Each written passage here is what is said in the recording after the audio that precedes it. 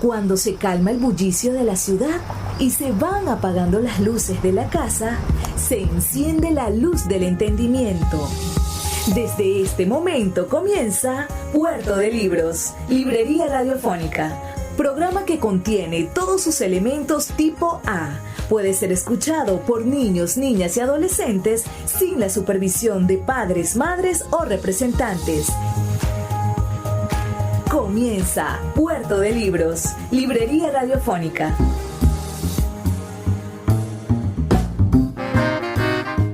Bienvenidos a Puerto de Libros, Librería Radiofónica. Les habla Luis Peroso Cervantes, quien de lunes a viernes de 9 a 10 de la noche trae para ustedes este programa a través de la Red Nacional de Emisoras Radio Fe y Alegría. 21 emisoras conectadas para llevar a sus hogares buena literatura, libros y de vez en cuando, la voz de algunos de nuestros más grandes escritores. Hoy estaremos emitiendo nuestro programa número 209 programas llevando a sus hogares buena literatura, y estaremos escuchando en la voz del propio autor, del gran José Lezama Lima, un capítulo de su novela Paradiso, esa novela que rompió en dos la literatura latinoamericana y sobre todo que es el más grande referente de la narrativa lírica, de la narrativa neobarroca latinoamericana. Quiero que escuchen estas palabras de Lezama Lima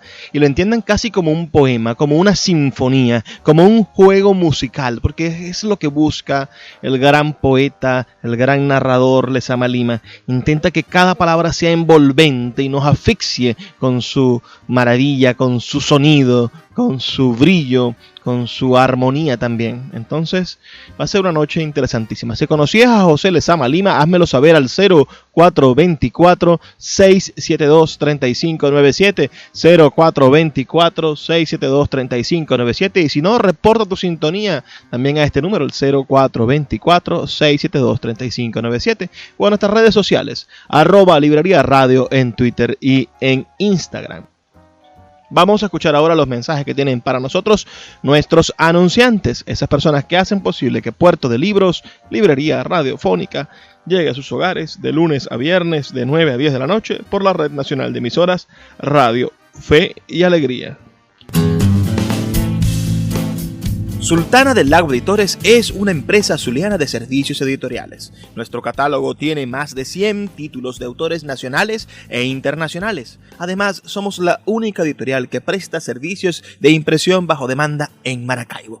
No necesitas invertir en grandes tirajes. Tus lectores pedirán tu libro, nosotros lo imprimiremos y tú obtendrás regalías. Por ello, también editamos internacionalmente en Amazon y Google Play Books. Conoce más en nuestra nueva página web www.sultanadelago.com o siguiéndonos en Instagram como @sultanadelago.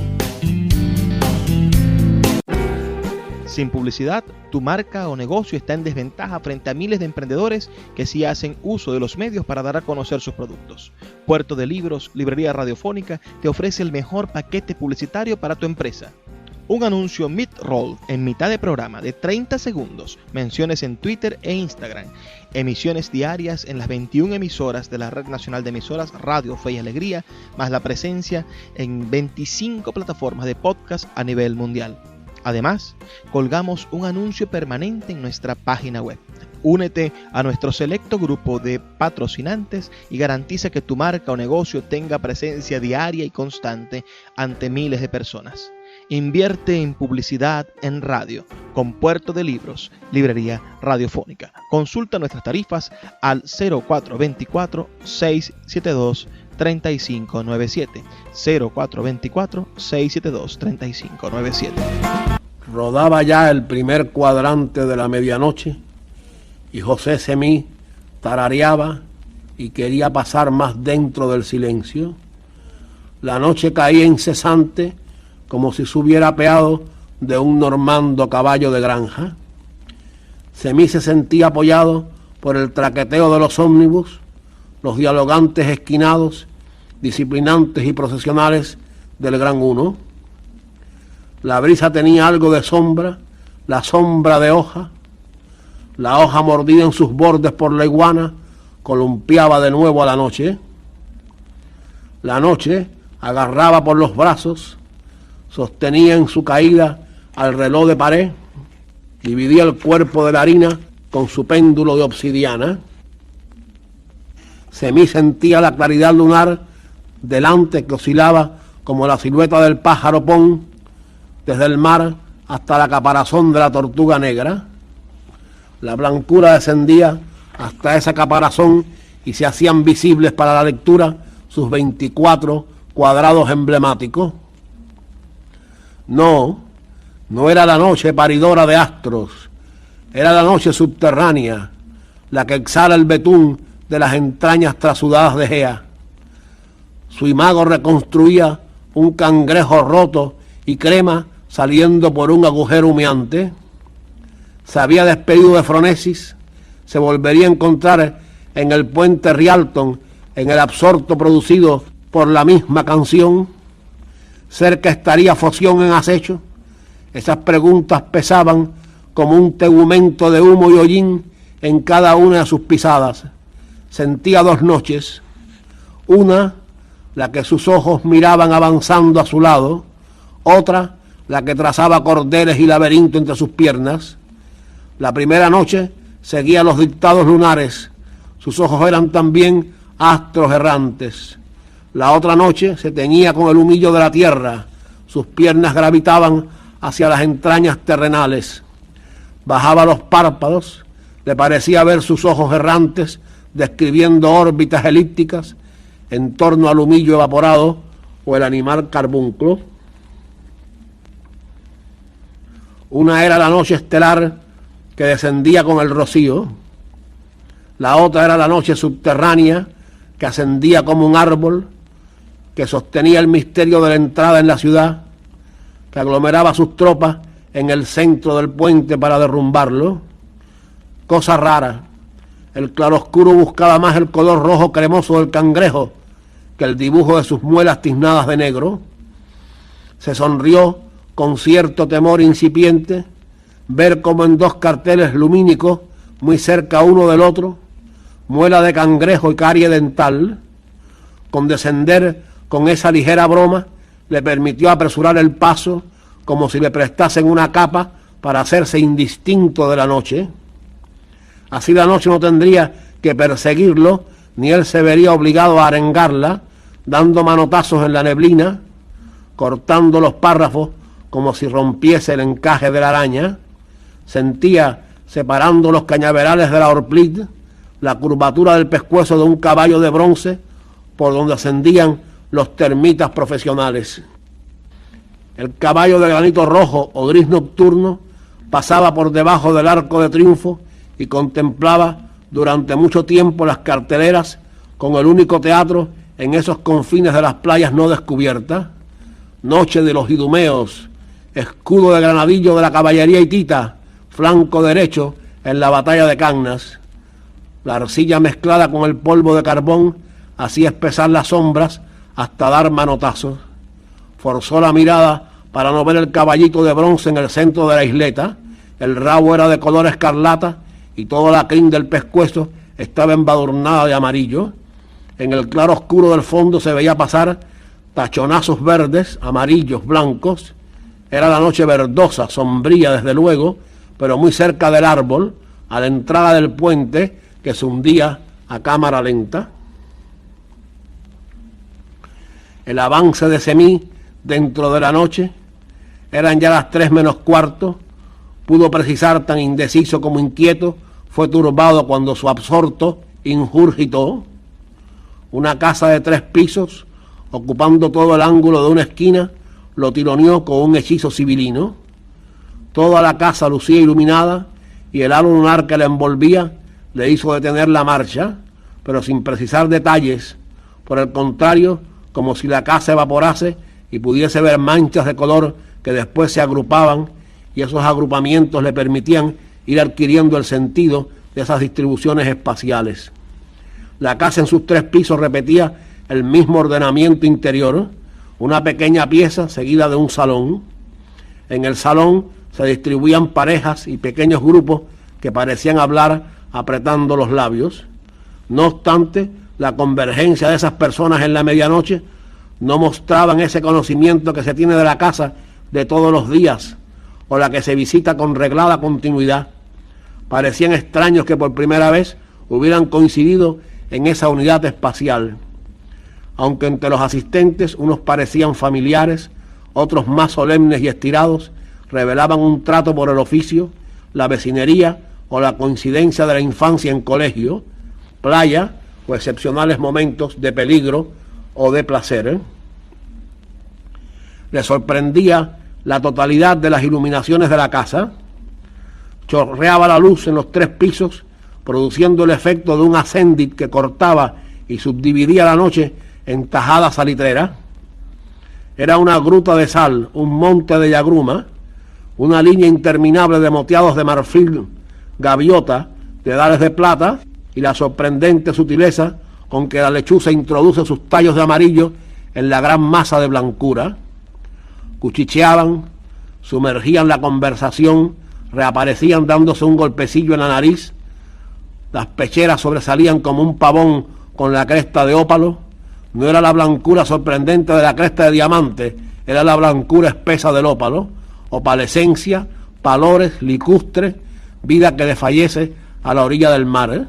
Pero hasta allí un abullonado crescendo de la luz, hinchado en bolsas de cementerio, mordiendo implacablemente el verde en la línea horizontal de la iguana, inflando sus carrillos como en una aleluya de marina consagración.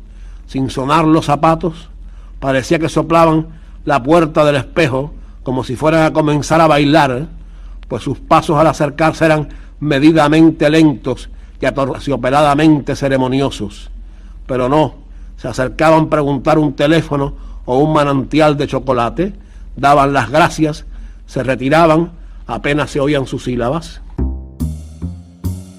Es famosa la impresión del gran Julio Cortázar, que cuando leyó Paradiso y tuvo la oportunidad de cartearse con el gran José Lezama Lima, escritor cubano, le planteó que por qué existía esa puntuación tan difícil, que a él le parecía, bueno, en algún momento innecesaria o difícil, no le parecía normal en su estructura del castellano, y el gran Lezama Lima le explicó que él estaba intentando generar la puntuación o que imitara la respiración de un asmático, ya que Lezama Lima era asmático. ¿Qué les parece esta primera parte de este capítulo? Vamos a escuchar un capítulo completo de la novela Paradiso de José Lezama Lima, una novela publicada en el año 1966 y que abrió en 2 la literatura latinoamericana. Espero que sea de su completo agrado este programa de la noche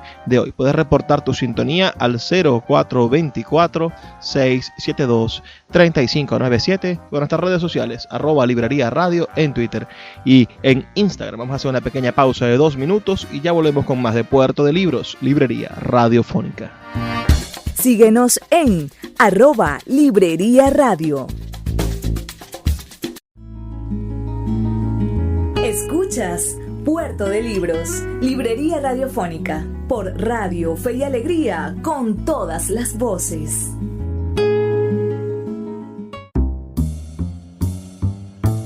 Seguimos en Puerto de Libros, Librería Radiofónica. Estamos escuchando hoy la voz del gran José Lezama Lima leyendo su primera novela, Paradiso. Quizá la única que publicó en vida. Fue publicada por primera vez en el año 1966 y es considerada la obra maestra de Lezama y una de las novelas más importantes e innovadoras de la lengua española. A pesar de ser publicada en el 66, el proceso de escritura consumió casi 17 años de la vida de Lezama Lima, dado que el primer capítulo apareció publicado en los 2 primeros números de la revista Orígenes, ya en el año 1949. Posteriormente fueron apareciendo otros. Concebida como la síntesis y culminación de su sistema poético, la novela consigue la formación del poeta José Semí, desde su infancia, remontando sus orígenes familiares hasta sus más interesantes años universitarios. Se trata de un texto complejo, no solo por su barroquismo y su exuberancia poética, sino también por su carácter heterogéneo que combina elementos narrativos, poéticos y ensayísticos en una obra de carácter iniciático y parcialmente autobiográfica, lo que ha llevado a algunos a considerarla como una novela de aprendizaje. Vamos a seguir escuchando entonces otro fragmento de esta lectura que hace el gran José Lezama Lima de su propia novela. Además, es uno de los pocos archivos de audio donde se conserva la voz del gran José Lezama Lima, ese poeta tan golpeado por la situación política de su país, por la llegada de la Revolución Cubana y por el hambre que significó, los momentos duros, los primeros momentos muy duros de la Revolución. Semí adelantó la cabeza, después la echó hacia atrás como quien quiere cristalizar la luz, pero lo seguía acompañando con gran nitidez ese cuadrado de luz. La casa lucífuga, muy clavada en su esquina, con una luz que descendía a medida que se iba endureciendo, tironeada por el cangrejo cremoso hacia la hibernación subterránea, el topo clavado por el rabo, el conejo dominical, el gato moviendo sus bigotes como si fuera a unir dos palabras, esperaban el visitador sorprendido por el retroceso del balano y la aparición del casquete de cornalina. La luz aglomerada tiró también de Semí. Sentía que se iba sucediendo el tranquilo oleaje de las sílabas. Ceñido el amanecer, los blancos de Zurbarán, pompas del Rosiclere. Los anillos estarán con el pepino y el nabo de las huestes de Satán. Cualquier fin es el pavo tocado por la cabeza, pero ya de nuevo empieza a madurar por el rabo. Semí seguía su caminata en la medianoche y oyó de pronto cómo se levantaba una musiquilla. Era un tío vivo, una estrella giratoria y un whip. El tío vivo con pequeños caballos velasqueños regalados de pecho y ancas rojas, amarillas, negras. Detrás de los rifosos iban unas carrozas hechas para tías con niños muy pequeños. Un provecto se veía que engrasaba los motores para entreabrir el domingo. Los carros de whip tenían una capota húmeda que ceñía el coche para evitar el goteo de los grillos. Parecía que el látigo restallaba sobre la música temblona. El provecto acariciaba la capota del whip para escurrir el agua que deslizaba dentro del coche. Gamuzaba a los caballos avivando sus monturas y sus ijares. Encendía la estrella y la iba revisando asiento por asiento, la confianza en su eje, su movilidad, el cierre de sus puertas. Comenzó a darle vueltas al manubrio y la música empezó a refractarse, a desprender como centellitas. Pasaban los globos de cristal entre los caballos y las carrozas, pero ninguno de ellos se rompía contra un belfo o contra la zanca. Eran como grupos de abejas que seguían rumpos videntes, paseando entre los rifosos, describiendo gozosas el círculo de la estrella giratoria y estableciendo sobre la capota, después de dejar el grillo goteando. El hombre muy viejo que cuidaba el pequeño parque infantil parecía un limosnero anclado allí para pasar la noche, pero quería justificar su trabajo, hacer algo, quería que por la mañana le regalaran unas cuantas pesetas. La musiquilla durante toda la noche parecía como el compás de su trabajo sin tregua, pero lo mismo podía hacer ese trabajo en la medianoche que esconder un feto en uno de los carros de la estrella, poner flores pestíferas en la boca de los caballitos velasqueños o soltar una tuerca del whip para que sus cervezados tripulantes descendiesen al sombrío orco. Se cimbreaba al caminar con los movimientos de un gusano recorriendo cuadrados blancos y negros. Después de unos plumerazos se dirigió a uno de los asientos de la estrella y pareció agazaparse más que adormecerse. Agazapado, remedaba el agua silenciosa que escurría el grillo en una gota que tenía el tamaño de su excremento. Semí siguió avanzando en la noche que se espesa, sintiendo que tenía que hacer cada vez más esfuerzo para penetrarla. Cada vez que daba un paso, le parecía que tenía que extraer los pies de una tembladera. La noche se hacía cada vez más resistente, como si desconfiase del gran bloque de luz y de la musiquilla del tío vivo. Le pareció ver un bosque donde los árboles trepasan uno sobre otro, como el elefante apoyando las dos patas delanteras sobre una banqueta y sobre el lomo del elefante perros y monos danzando, persiguiendo una pelota o saltando sobre un ramaje para caer de nuevo sobre el elefante. La transición de un parque infantil a un bosque era invisiblemente asimilada por Semí, pues su estado de alucinación mantenía en pie todas las posibilidades de la imagen. No obstante, sintió como un llamado, como si alguien hubiese comenzado a cantar, o un nadador que después de unir sus brazos en un triángulo isósceles se lanza a la piscina más allá de la empalizada. Era un ruido inaudible, la parábola de una pistola de agua, una gaviota que se duerme mecida por el oleaje, algo que separa la noche del resto de una inmensa tela, o algo que prolonga la noche en una tela agujereada por donde asoman su cabeza de clavo unos carretes de bonita. Era un pie de buey lo que pisaba la noche. Se sintió Semí como obligado a mirar hacia atrás. El cuidador había emprendido una marcha frenética desde el asiento de la estrella giratoria, donde parecía adormecerse, hasta la cerca que rodeaba el parque infantil. Una oblicuidad lunar asumió la blancura y Semí pudo percibir en aquel rostro una espinilla negra a la que la prolongación de la blancura daba como el tamaño de una lengua que resbalara a lo largo de la nariz. Miraba el guardador a uno y otro lado como un osesno tibetano enredado en el fósforo de su propio círculo. La cara se le embadurnaba con el sudor y esa agua caudalada le bajaba por las orejas formando un volante arete napolitano.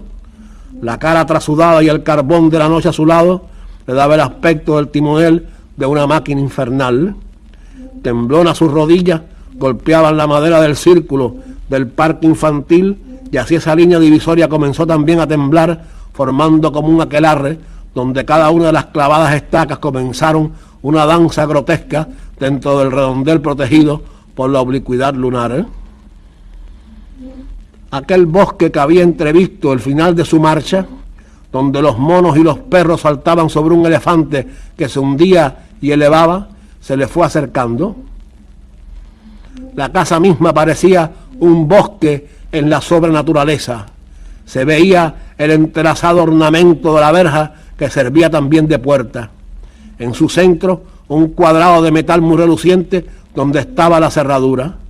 El tamaño de esta última revelaba que necesitaba una llave de excesiva dimensión como para abrir el portón de un castillo. Por el costado de la casa se veía un corredor aclarado por la blancura lunar. El final del corredor permitía penetrar en una extensa terraza que estaba rodeada de un jardín descuidado donde faltaban las podaderas y el ejercicio voluptuoso. Se atrevería Semí por aquel corredor cuyo recorrido era desconocido y su final en la terraza ondulaba como la marea descargada por un espejo giratorio. El corredor era todo de ladrillos y su techo una semicircunferencia igualmente de ladrillos rojos. A lo largo del corredor se veían en mosaicos de fondo blanco lanzas, llaves, espadas y cálices del Santo Graal. La lanza penetrando en un costado del que ascendía un bastón, la llave que franqueaba la entrada a un castillo hechizado, la espada de las decapitaciones en una plaza pública y los caballeros del rey Arturo sentados alrededor de la copa con sangre.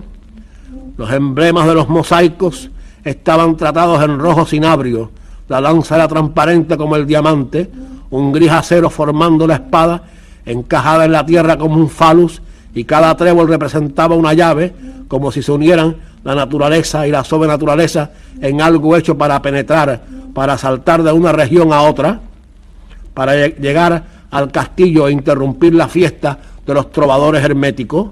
Una guirnalda entrelazaba el Eros y el Thanatos.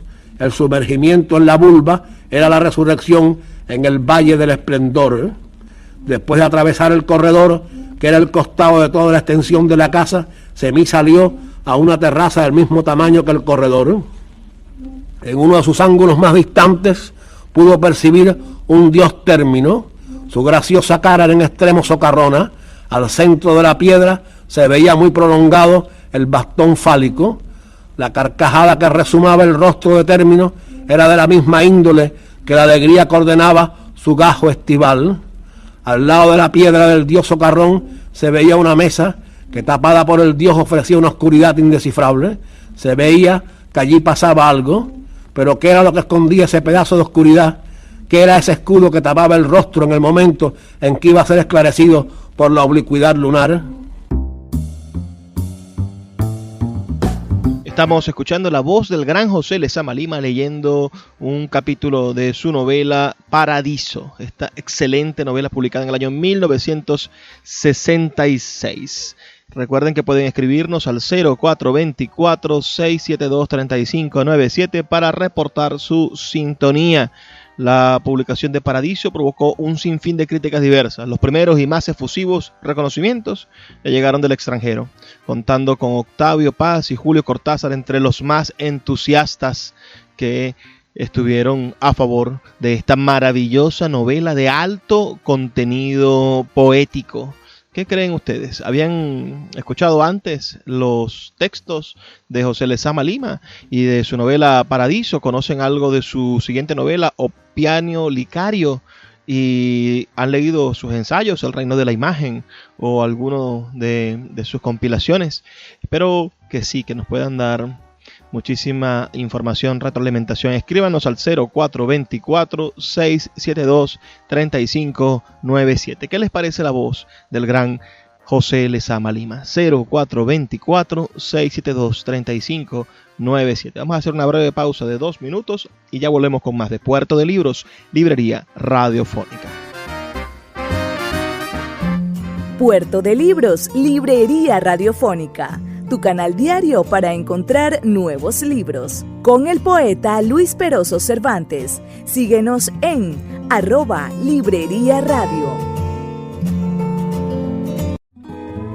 El poeta Luis Peroso Cervantes le acompaña en Puerto de Libros, Librería Radiofónica, por Radio Fe y Alegría, con todas las voces. Seguimos en Puerto de Libros, Librería Radiofónica. Sobre esta novela que estamos escuchando en la voz de su autor, José Lezama Lima, hay varios documentos interesantes a los cuales nosotros podemos recurrir. Por ejemplo, hay una carta que le envía en 1967 desde Delhi a el gran Octavio Paz, Premio Nobel de Literatura, a nuestro autor de esta noche, a José Lezama Lima. Dice lo siguiente: querido amigo, gracias por el envío de Paradiso y de Órbita. Gracias también por las generosas palabras que lo acompañan. Leo Paradiso poco a poco, con creciente asombro y deslumbramiento. Un edificio verbal de riqueza increíble. Mejor dicho, no un edificio, sino un mundo de arquitecturas en continua metamorfosis y también un mundo de signos, rumores que se configuran en significaciones, archipiélagos del sentido que se hacen y deshacen, y el mundo lento del vértigo que gira en torno a ese punto intocable que está ante la creación y la destrucción del lenguaje.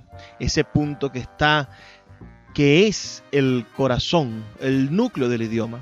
Además, es la comprobación de lo que algunos adivinamos al conocer por primera vez su poesía y su crítica. Una obra en la que usted cumple la promesa que le hiciera al español de América Sor Juana, Lugones y unos cuantos más. Su amigo fraternal, Octavio Paz.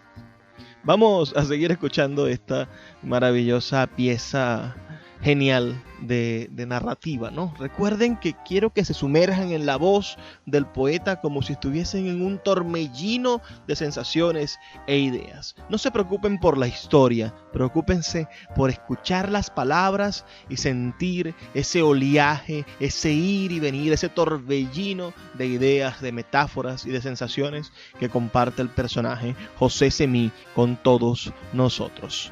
Recuerda que puedes enviar tus opiniones al 0424-672-3597, 0424-672-3597, o en nuestras redes sociales, @Librería Radio en Twitter y en Instagram, para que hagamos más estrecho este diálogo sobre la obra Paradiso de José Lezama Lima. El hechizo de la casa estaba en los escalonamientos que ofrecía su entrada. Estaba construida sobre un mogote y la escalerilla para penetrarla se apoyaba sobre la tierra, que tenía como 2 metros de altura. Esa altura donde estaba la casa le prestaba todo su encantamiento. En lo alto de sus columnas chorreaban calamares, los que se retorcían a cada interpretación marina para receptar los consejos lunares. El avance de cada columna estaba interrumpida por peanas con piños de estalactitas, y en cada una de las hojas de su corona se extendían y bostezaban lagartos cuya inquietud describía círculos infernales con sus ojos, mientras su cuerpo prolongaba el éxtasis durante toda la estación. Entraban y salían de la piedra las agujas, las abejas, el lince y el perezoso jugaban sin romper el silencio nocturno en la copa de un árbol formado por la luz cristalizada. Una mezcla de pulpo y estalactita trepaba por aquellas columnas inundadas de reflejos plateados. La casa parecía sin moradores, o que estaban adormecidos como el lagarto durante el otoño. Mientras duraban sus sueños, iban uniéndose la gota de agua que forma la estalactita y la gota de la tinta del calamar, ablandando una piedra que repta y asciende en la medianoche. Semí volvía ya por el corredor cuando sintió como la obligación dictada por los espíritus de los hijos de la noche de precisar qué era lo que pasaba en el ángulo ocupado por el dios Término, donde se veían 2 bultos amasijados por el espesor de la nocturna.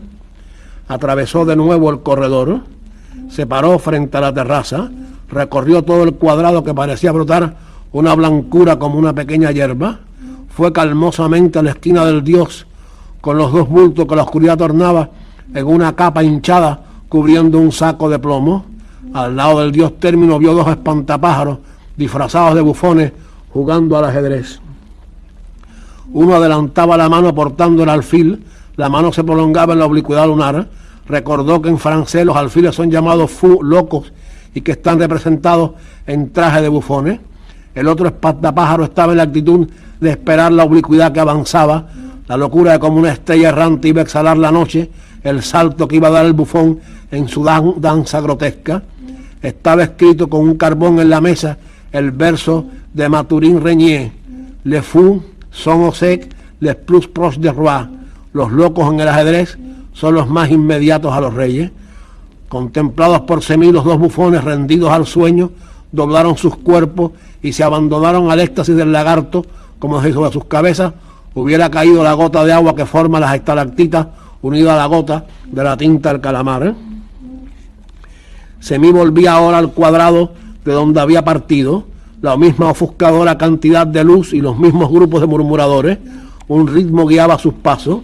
Un collar tiene el cochino, calvo se queda el faisán, con los molinos del vino los titanes se hundirán. Navaja de la tonsura es el cero en la negrura del relieve de la mar, naipes en la arenera, fija la noche entera la eternidad y a fumar. Fue ascendiendo por la escalera, pudo ver unos salones vacíos y otros llenos de murmuradores minuciosos que acercaban las palabras a los oídos como para que el silencio no fuera interrumpido. Al llegar al 3er piso notó que de una de aquellas capillas brotaba una exacerbada proliferación lucífuga. Reinaba una luz de volatinero semejante a la que en el circo acompaña al cuerpo que salta como un pájaro, solo que aquí el parecido estaba en los más opuestos confines, pues la luz batía en torno a la más extremada inmovilidad. Al salir de la escalera se inmovilizó momentáneamente, notó que de repente una persona se levantaba del coro de los conversadores y que después de mirarlo como para reconocerlo, comenzaba a hacerle señas con la mano para que se acercara. Semí penetró en la cámara de los conversadores silenciosos. Era la hermana de Opiano Licario la que lo había llamado. Yo sabía que usted vendría esta noche última. No pude llamarlo, desconocía la dirección de su casa. Sin embargo, yo sabía que usted nos faltaría esta noche, le dijo a Semí con un desesperado dolor sereno. Semí comprendió de súbito aquella fiesta de la luz, la musiquilla del tío Vivo, la casa trepada sobre los árboles, el corredor con sus mosaicos, la terraza con sus jugadores extendiendo la oblicuidad lunar, lo habían conducido a encontrarse de nuevo con Opiano Licario. Recordó el relato de doña Augusta, su bisabuelo muerto, con uniforme de gala, intacto, y de pronto como un remolino invisible se deshacía en un polvo coloreado. La cera de la cara y las manos, con su urna de cristal de Santa Flora, ofreciendo una muerte resistente, dura como la imagen del cuerpo evaporado. La acera repentinamente propicia al trineo del tacto, ofreciendo un infinito deslizamiento. De nuevo la voz de su padre, escondida detrás de una columna, y diciéndole con voz fingida: cuando nosotros estábamos vivos, andábamos por un camino, y ahora que estamos muertos, andamos por este otro. Cobró vivencia de la frase andar por el otro camino. Ascendió la imagen de Opiano Licario, pero ya solo en el ómnibus, con todos los demás asientos vacíos, sonando sus colecciones de medallas, mandando a detener al caballito de sus dracmas griegos, con sus pechos y sus ancas desproporcionados en relación con la cara y con las patas pequeñas que rotaban sobre un tambor. El inmenso tambor de la noche, un tambor silencioso que fabricaba ausencias, huecos, retiramientos, desconchados por los que cabía un brazo de mar.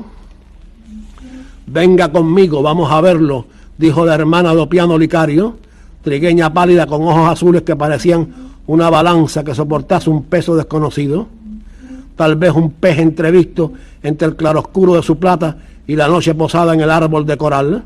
Su piel, extremadamente pulimentada, mostraba el contrapunto de sus poros, hecha invisible la entrada y salida de la aguja que había elaborado esa malla. Su piel era la defensa de su inteligere, su órgano de visión, penetración y rechazo. Desde el aire hasta la mano que ceñía su mano, daban una excusa o se justificaban en su piel.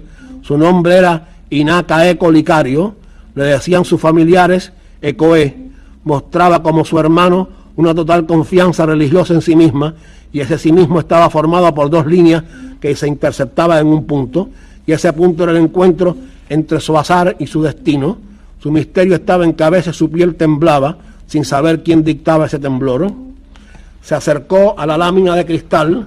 El rostro de Opiano mostraba ya una impasibilidad que no era la de su habitual sindéresis, la de su infinita respuesta. Como un espejo mágico, captaba la radiación de las ideas. La columna de autodestrucción del conocimiento se levantaba con la esbeltez de la llama, se reflejaba en el espejo y dejaba su inscripción. Era la cola de Juno, el cielo estrellado que se reflejaba en el paréntesis de las constelaciones. Su cuerpo ya no paseaba por las azoteas para fijar la errante lectura de los astros. Cerrados los párpados, en un silencio que se prolongaba como la marea, rendía la llave y el espejo. La hermana de Licario deslizó en la mano de Semí un papel doblado, al mismo tiempo que le decía: creo que fue lo último que escribió. Apretó Semí el papel como quien aprieta una esponja que va a chorrear sonidos reconocibles. Entre los familiares y amigos que rodeaban el féretro pudo encontrar un lugar donde sentarse. Todas aquellas personas habían sentido esa inflamación de la naturaleza para alcanzar la figura, esa irrupción de una misteriosa equivalencia que siempre había despertado Opiano Licario. Lo que gravitaba en la pequeña capilla era eso precisamente, la ausencia de respuesta. Semí extendió el papel y pudo leer: José Semí, no lo llamo porque él viene, como dos astros cruzados en sus leyes encaramados, la órbita eclíptica tiene. Yo estuve, pero él estará. Cuando yo sea el puro conocimiento, la piedra traída en el viento, en el egipcio paño de lino me envolverá. La razón y la memoria al azar verán a la paloma alcanzar la fe en la sobrenaturaleza. La araña y la imagen por el cuerpo. No puede ser, no estoy muerto, vi morir a tu padre, ahora Semí tropieza. Semí, con los ojos muy abiertos, atravesaba el inmenso desierto de la somnolencia. Veía la llamita de las ánimas que se alzaban en los cuerpos semisumergidos de los purgados durante una temporada, llamita fluctuante de las ánimas en pena. Luego contemplaba unas fogatas que como árboles se levantaban en el acantilado, lucha tenaz entre el fuego y las piedras. Después eran llamaradas que querían tocar el embrión celeste, y a su lado un tigre blanco que daba vueltas circulizadas en torno a las llamas, comenzando a escarbar en sus sombras oscilantes. La mía sin descanso el tigre blanco en la médula de saúco, el espejo con una fuente en el centro levantaba un remolino traslaticio, llevaba al tigre por los ángulos del espejo, lo abandonaba ya muy mareado, con el rabo enroscado al cuello. Iba saliendo de la duermevela que lo envolvía. La ceniza de su cigarro resbalaba por el azul de su corbata. Puso la corbata en su mano y sopló la ceniza. Se dirigió al elevador para encaminarse a la cafetería. Lo acompañaba la sensación fría de la madrugada al descender a las profundidades, al centro de la tierra, donde se encontraría con Ones Pliegue el sonriente. Un negro, uniformado de blanco, iba recogiendo con su pala las colillas y el polvo rendido, apoyó la pala en la pared y se sentó en la cafetería, saboreaba su café con leche, con unas tostadas humeantes, comenzó a golpear con la cucharilla en el vaso, agitando lentamente su contenido. Impulsado por el tintineo, semicorporizó de nuevo a Opiano Licario.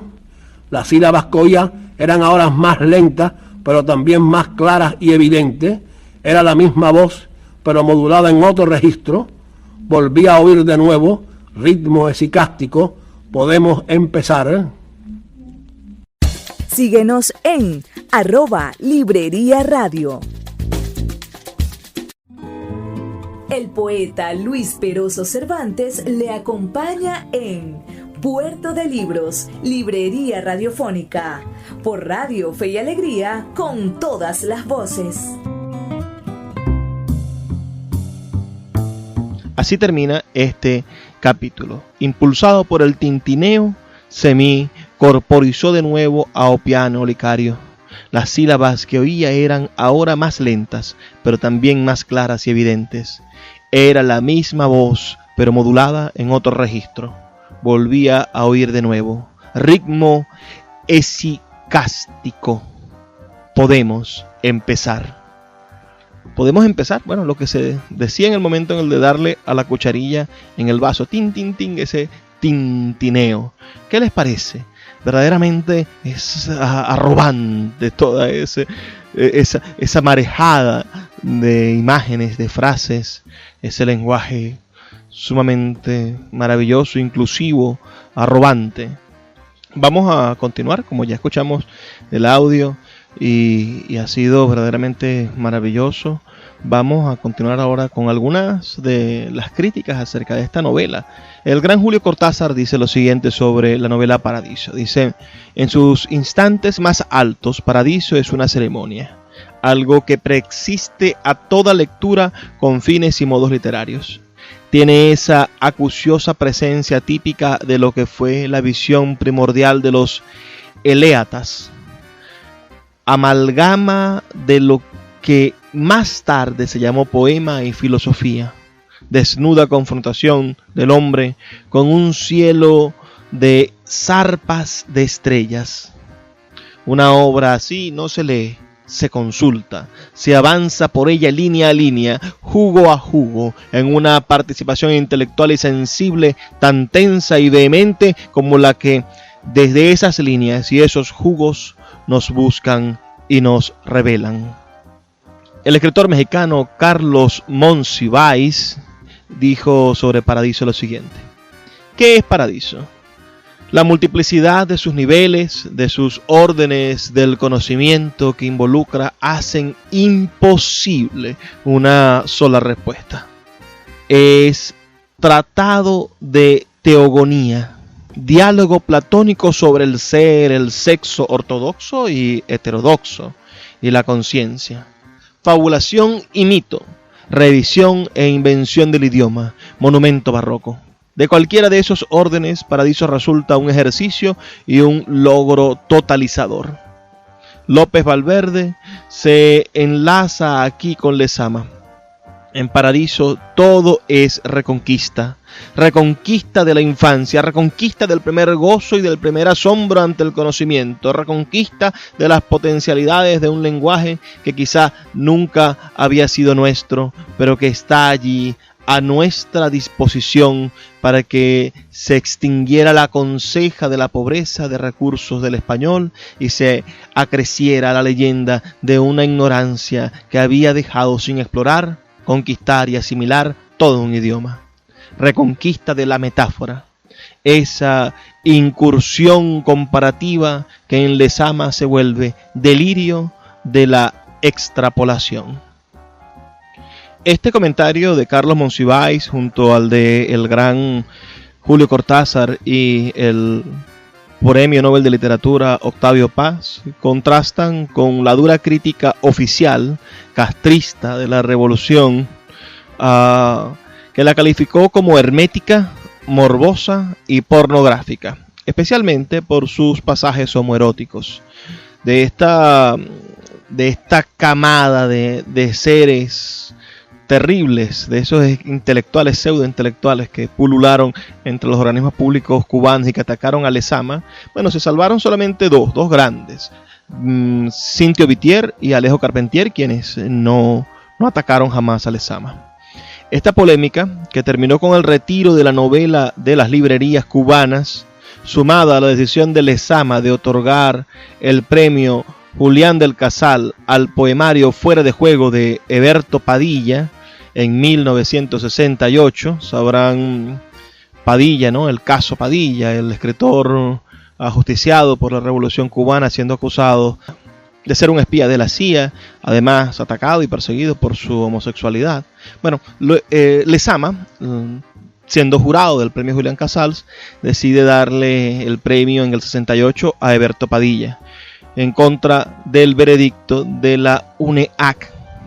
Esto significó la pérdida completa del favor del gobierno revolucionario hacia Lezama, con el cual había mantenido buenas relaciones hasta ese año, hasta el 68. Aún hoy, la relación entre Lezama y el gobierno cubano sigue siendo materia de intensos debates y de versiones encontradas. La revolución, después del éxito de Lezama y después de la muerte de este, intentó robarse y utilizarlo como un símbolo revolucionario, pero verdaderamente sabemos que lo maltrataron muchísimo.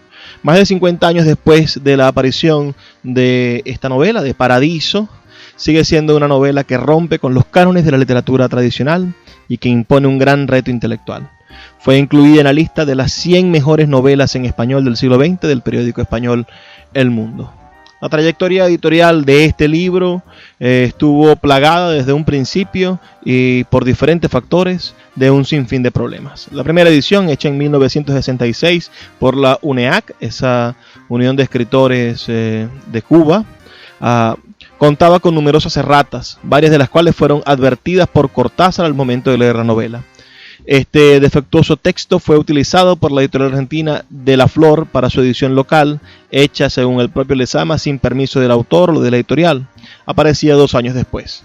En 1968 la editorial mexicana Era publicó una edición revisada y corregida, ilustrada por René Portocarrero y al cuidado de Cortázar y de Monsiváis, enmendando las erratas de la descuidada edición cubana, especialmente en lo concerniente a las citas. No obstante, y a pesar de que esta sigue siendo la edición más utilizada hoy en día, también cuenta con varias erratas, en parte porque al momento de revisar las pruebas de Galera, Lezama no utilizaba sus manuscritos y, según testimonio del mismo, no revisó esta segunda edición. Hubo que esperar hasta 1980 para que apareciera una tercera versión del texto a cargo de Cátedra y al cuidado de la hermana de Lezama, Eloísa. Aunque esta edición, al cotejar las dos anteriores, busca corregir la mayor cantidad de posibles erratas, también normaliza la puntuación buscando privilegiar la norma sobre el estilo del autor, y esta es una de las críticas que se hace a esta nueva edición. Por último, en 1988 aparece una edición crítica en la colección Archivos, preparada por un equipo a cargo de Cintio Vitier, el gran poeta cubano, que cotejó todas las ediciones anteriores del manuscrito original, buscando presentar un texto lo más fiel posible. ¿Habían ustedes escuchado hablar entonces del gran Lezama Lima? ¿Sabían ustedes acerca de su tragedia personal, de su vida? ¿Conocían algo sobre él? Bueno, yo les voy a comentar brevemente algo sobre su vida. Nació en La Habana el 19 de diciembre del año 1910 y falleció el 9 de agosto en la misma ciudad de 1976. Fue poeta, novelista, cuentista, ensayista y pensador. Fue un hombre con una sonrisa estupenda, de alto peso, ¿no? Era gordito. Es considerado uno de los autores más importantes de Cuba y de la literatura hispanoamericana, especialmente, como saben, por la novela Paradiso, una de las obras más importantes de la lengua castellana y una de las 100 mejores novelas del siglo. El crítico Estevo Sarduy llamó al estilo de Lezama el neobarroco americano. Sus obras se caracterizan por su lirismo y el uso de metáforas, alusiones y alegorías asentadas sobre un sistema poético que desarrolló en ensayos como Analecta del reloj del año 1953, La expresión americana de 1957, Tratados de La Habana del año 1958 o La Cantidad Hechizada de 1970. Sus obras son estas que he nombrado de ensayos, o además de su novela, bueno, el 66 El Paradiso, y del 77, al año de su muerte, O Piano Licario. En sus libros de ensayos está Coloquio con Juan Ramón Jiménez del 38, su primer libro de ensayos, Aristides Fernández de 1950, Las Imágenes Posibles de 1970 y La Cantidad Hechizada, o ese ya la nombré, de 1970. Sus libros de poesía, La Muerte de Narciso de 1937, Enemigo Rumor de 1941, Aventuras Sigilosas de 1945, La Fijeza de 1949 y Dador de 1960. También hay un libro llamado Fragmentos a un imán de 1977, publicado póstumamente. Yo creo que todos ustedes deberían darse la oportunidad de conocer más sobre el gran Lezama Lima. Hay una cita que lo hace inmortal. Esta dice: solo lo difícil es estimulante. Solo la resistencia que nos reta es capaz de enarcar, resucitar y mantener nuestra potencia de conocimiento.